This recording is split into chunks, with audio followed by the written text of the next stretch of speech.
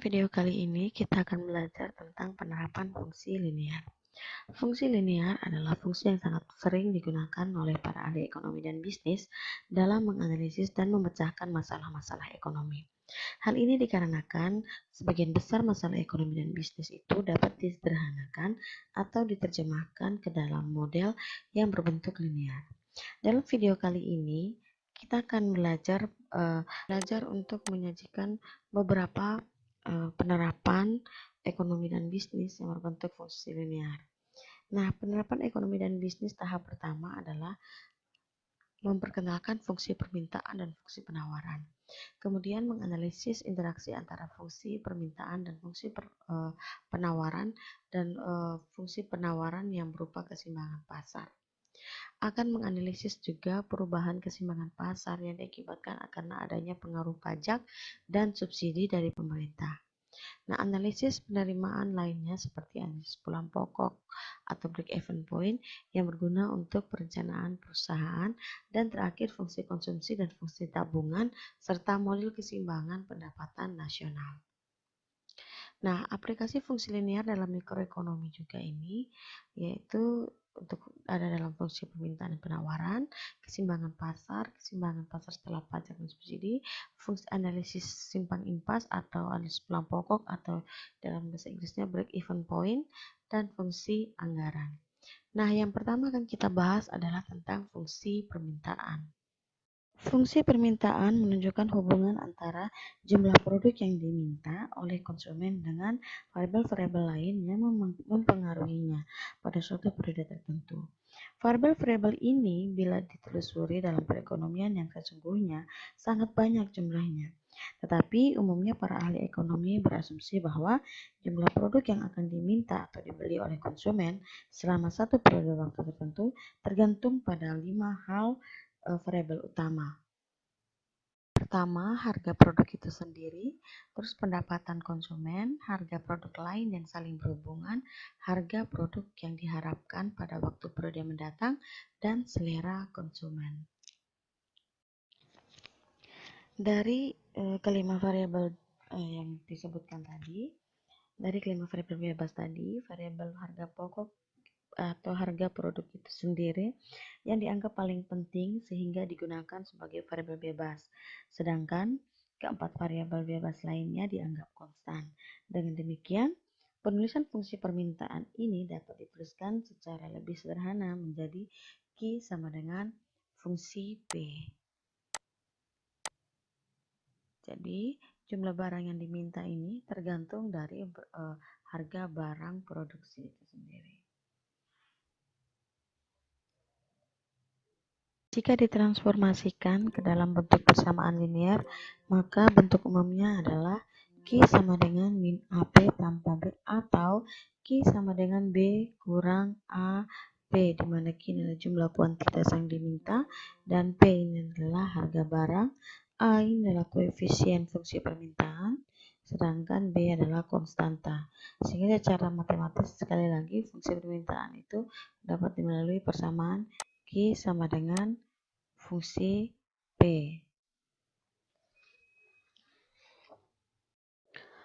Fungsi permintaan juga memiliki 3 kemiringan, yaitu kemiringan permintaan negatif, kemiringan permintaan sama dengan 0, dan kemiringan permintaan tidak tentu. Di sini saya akan memberikan contoh tentang fungsi permintaan. Seorang konsumen akan membeli 50 unit barang. Bila harganya Rp15 per unit, akan tetapi bila harga per unitnya Rp10, ia akan bersedia membeli sebanyak 75 unit. Berdasarkan info di atas, carilah fungsi permintaan dari barang tersebut. Jadi sekarang kita akan mencoba untuk membuat fungsi permintaan. Seperti yang kita ketahui, seorang konsumen akan membeli 50 unit barang. Unit barang berarti ini melambangkan jumlah kuantitas yang diminta, yaitu Q1. Berarti Q1 sama dengan 50. Bila harganya Rp15 per unit. Jadi kalau Q1-nya 50 unit, maka harga atau P-nya sama dengan Rp15. Akan tetapi bila harga per unitnya Rp10 rupiah, berarti jika kalau P2-nya rupiah, maka jumlah barang yang akan diminta sebanyak 75 unit. Nah, berdasarkan info di atas, kita akan mencoba untuk membuat fungsi permintaannya. Nah, yang ditanyakan adalah fungsi permintaannya. Maka langkah yang harus kita lakukan adalah kita akan menggunakan persamaan yang sudah pernah kita cari kemarin daripada video sebelumnya. Kita akan menggunakan persamaan garis yang melalui dua titik, yaitu dengan persamaan Y kurang Y1 dibagi X kurang X1 sama dengan Y2 kurang Y1 dibagi X2 kurang X1. Tapi karena kita sekarang sudah membahas harga dan kuantitas, bukan lagi Y dan X, maka kita akan menggantikan persamaan Y dengan P dan persamaan X dengan Q, atau Y itu kita umpamakan harga dan X itu kita umpamakan kuantitas. Maka persamaannya akan menjadi P kurang P1 dibagi Q kurang Q1 sama dengan P2 kurang P1 dibagi Q2 kurang Q1. Sehingga bisa kita infokan P kurang P1 adalah 15 dan Q kurang Q1 adalah 50 sama dengan P2 kurang P1 yaitu 75 kurang 10 kurang 15 dibagi dengan Q2 kurang Q1 yaitu 75 kurang 50. Hasilnya adalah P kurang 15 sama dengan 10 kurang 15 dibagi 75 kurang 50 dikali silang dengan Q kurang 50. Kenapa? Karena kita P2 kurang P1 dan dibagi Q2 kurang Q1 itu merupakan kemiringan.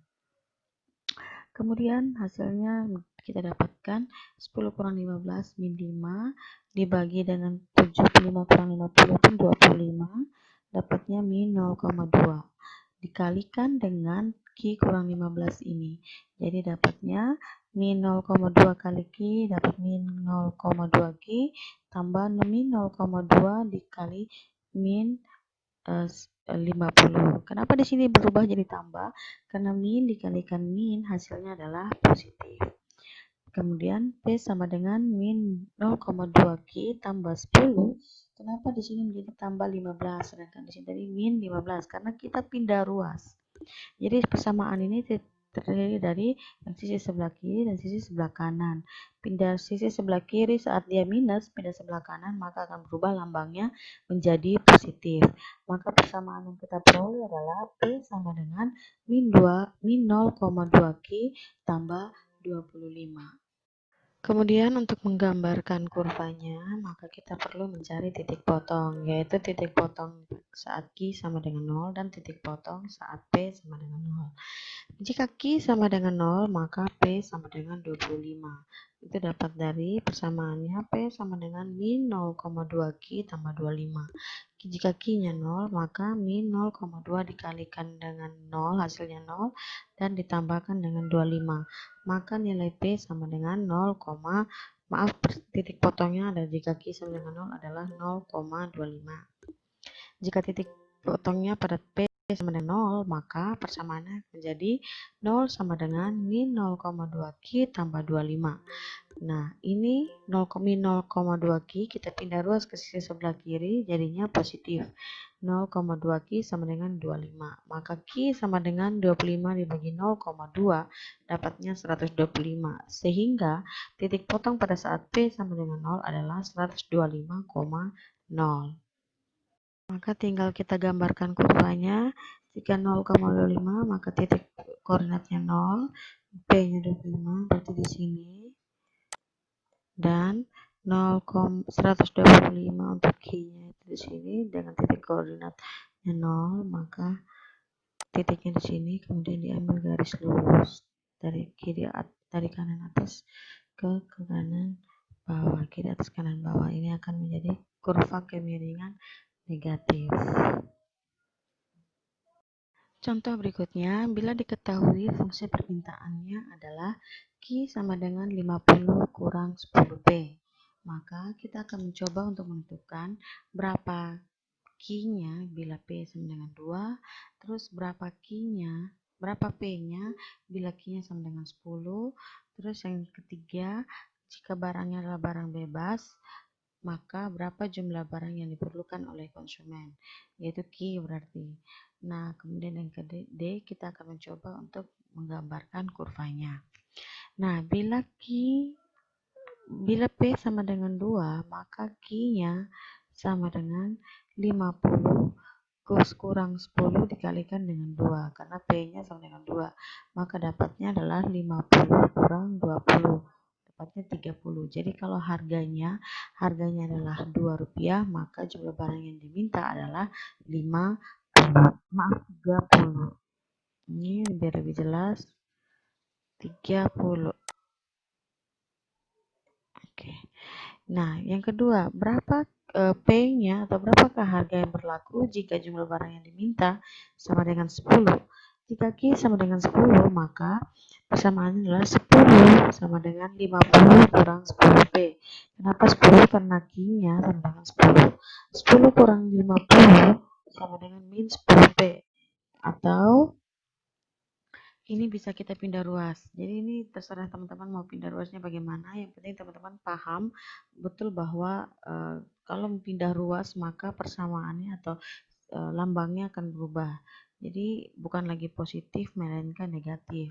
Bukan lagi negatif melainkan positif jika pindah ruas. Nah, ini kita akan pindahkan 50 dari sisi sebelah kanan ke sisi sebelah kiri.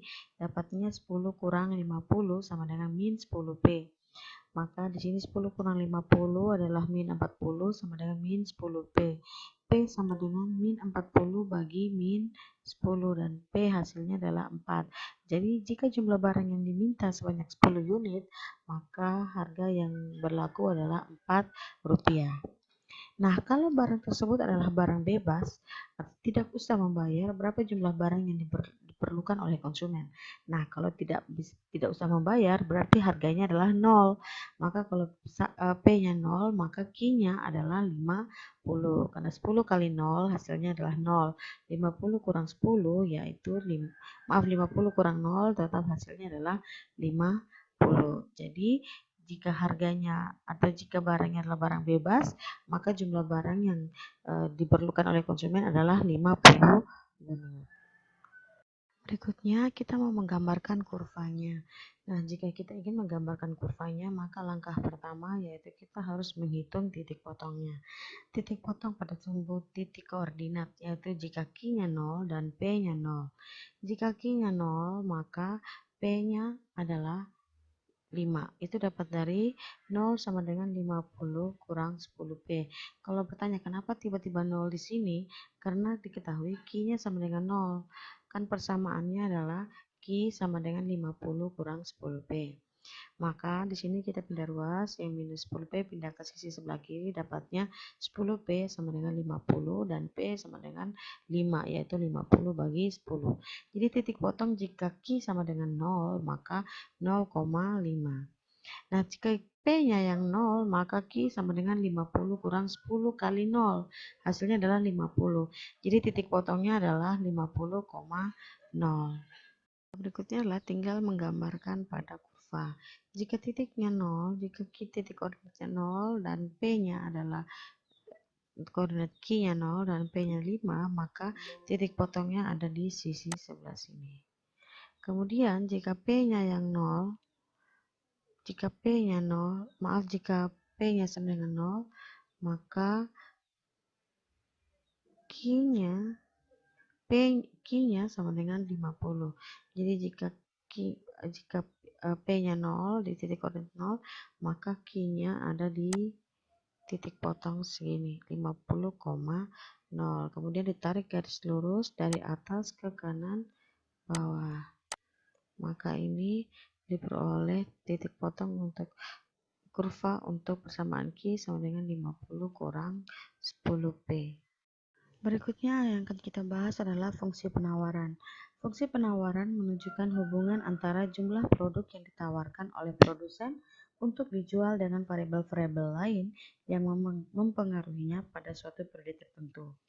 Nah, menurut ahli ekonomi, ada 5 variabel-variabel lain yang sangat mempengaruhi jumlah yang ditawarkan oleh produsen, yaitu harga produk tersebut, tingkat teknologi yang tersedia, harga dari faktor-faktor produksi atau input yang digunakan, dan keempat, harga produk lain yang berhubungan dalam produksi, dan yang kelima adalah harapan para produsen terhadap harga produk tersebut di masa depan.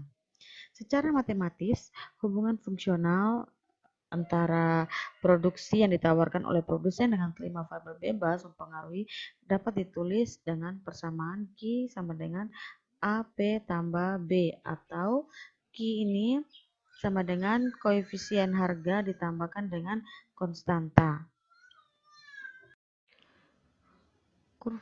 Untuk kurva penawaran, preferensi penawaran juga memiliki kemiringan penawaran positif, kemiringan penawaran sama dengan 0, dan kemiringan penawaran tidak tentu. Contoh fungsi penawaran, jika harga suatu produksi adalah Rp500, maka jumlah yang akan terjual sebanyak 60 unit. Jika harga meningkat menjadi Rp700, maka jumlah barang yang terjual sebanyak 100 unit. Tentukanlah fungsi penawarannya dan gambarkanlah dalam suatu diagram. Nah, di sini kita akan melakukan hal yang sama seperti fungsi permintaan tadi. Nah, kita akan memasukkannya ke dalam persamaan P kurang P1 dibagi Q kurang Q1 sama dengan P2 kurang P1 dibagi Q2 kurang Q1. Seperti yang kita ketahui, P1-nya adalah 500 dan Q1-nya adalah 60. Jadi P sampai kurang P1 berarti P kurang 500 dibagi Q kurang 60 sama dengan 700 kurang 500 dibagi 100 kurang 60. P kurang 500 sama dengan 700 kurang 500 dibagi 100 kurang 60. Hasilnya adalah 5 dikalikan dengan Q kurang 60. Maka P sama dengan 5Q kurang 300 tambah 500 karena pindah ruas dari sisi sebelah kiri pindah sisi sebelah kanan. Maka dapat persamaannya adalah P sama dengan 5Q tambah 200. Nah, untuk menggambarkan kurvanya, kita akan menentukan titik potong. Dari persamaan P sama dengan 5Q tambah 200.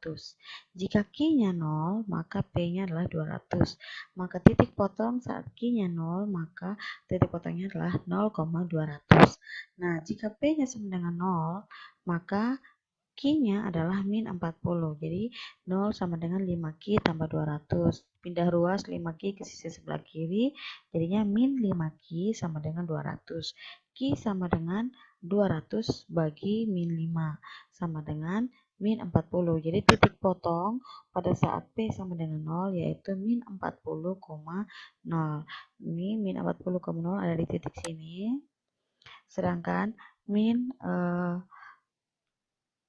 0,200 ada di titik ini. Titik potongnya ada di sini. Nah, seperti yang kita ketahui, di sini koordinatnya yaitu Q-nya itu minus dan P-nya itu positif. Maka di sini digambarkan garis putus-putus. Nah, sekarang kita akan mencoba menggambarkan titik lainnya yang akan dilalui oleh kurva penawaran ini. Diasumsikan jika P-nya adalah 500, maka berapa besar Q-nya? Q-nya adalah 60, yaitu P 500 sama dengan 5Q tambah 200. Pindah ruas 5Q ke sisi sebelah kiri menjadi min 5Q sama dengan 200 kurang 500. Maka Q dapatnya 300 dibagi dengan min 300 bagi dengan min 5. Maka dapatnya adalah positif 60. Jadi ada titik potong lain yang akan melalui kurva penawaran yaitu 60,500. Untuk kurva penawaran P sama dengan 5Q tambah 200. Contoh berikutnya, penawaran kemeja merek Lerny dalam keadaan sebagai berikut. Bila harganya 2.000 per unit, produsen mau menawarkan barangnya sebanyak 2.500 unit kemeja. Tetapi bila harga naik menjadi 2.500 per unit, maka produsen mau menawarkan kemejanya sebanyak 5.000 unit.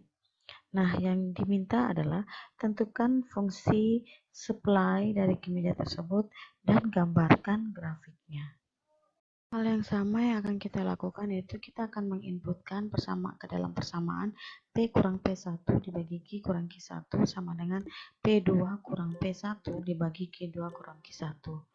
Maka yang kita peroleh adalah persamaan P sama dengan 0,2 Q tambah 1500. Itu didapatkan dari P kurang 2000 dibagi Q kurang 2500 sama dengan 500 per 2500.